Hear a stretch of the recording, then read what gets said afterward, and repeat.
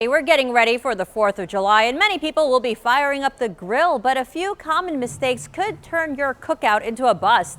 We have an expert in the studio to help us this morning. We're joined by Meyer Grill Master Ernie Simon. Thank you so much for being here. Thanks for having me. And showing us exactly what our 4th of July table should look like. Right. All right, so tell me a little bit about what are some of the common mistakes that folks make? Believe it or not, is having gas for their gas grill. Can you imagine having a bunch of people come over to your house? You just forget that part? Forget that part. Yep. Go to fire it up, no gas. And no gas. what about, if you have the grill and it's not so clean? Are those issues you should too? always start your grill 10 minutes before you're gonna grill and burn off all your stuff from the last grilling you were doing. Scrape it all off, get it ready to go, get the temperature up around 400 to 500 degrees, and then you're ready to grill. Why don't you show me a little bit about what you brought? Well, we brought New York strips and ribeyes. Those are the best steaks for the grill because of the marbling. And at Meyer, we sell a lot of New York strips and ribeyes for the grill. And we have certified Angus at Meyer. So that's the best. Brats, we have brats, sweet corn, we got some veggies, and we got, of course, salads, which go with a great barbecue. You need all that. Absolutely. All right, so when we're talking about grilling, what's the temperature we should have the grill set at? Right about 300. 300?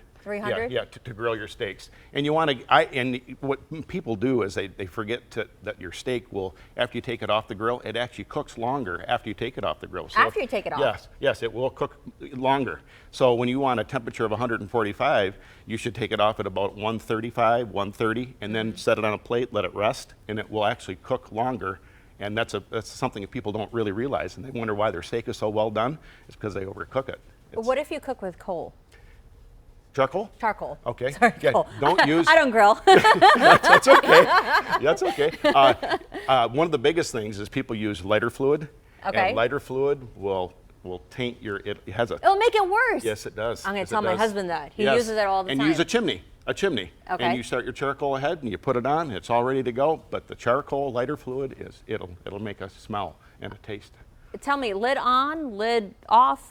When you're grilling, yes, you want to keep your lid down as long as you can. You know, a lot of people want to check it all the time. Everybody goes, look at the steak, let it cook. Let it cook, let it do its thing, okay?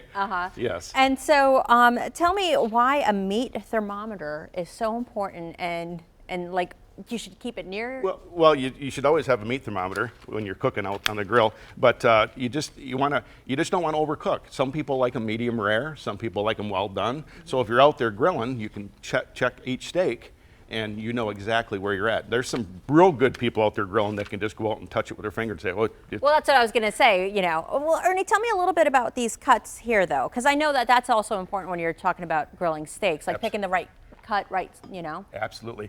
Marbling. Okay. The New York strip and your ribeye are very well marbled.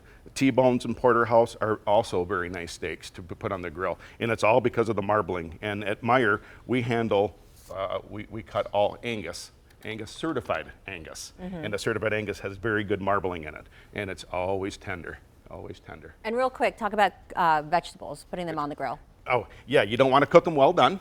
Okay. And that's one of the things you do very last, because if you try to put it on the same time you put your meat on, it's gonna, the veggies will be done before the meat is. So you want them a little bit, you don't want them mushy, you want them a little bit crisp. Okay, so what if customers walk into Meyer and they have questions? Where can they get the answers? Up to the meat counter. All right. We have meat people there all the time that'll answer your questions and help you out. All right, thank you so much for being here, Ernie. We'll have more coming up after the break.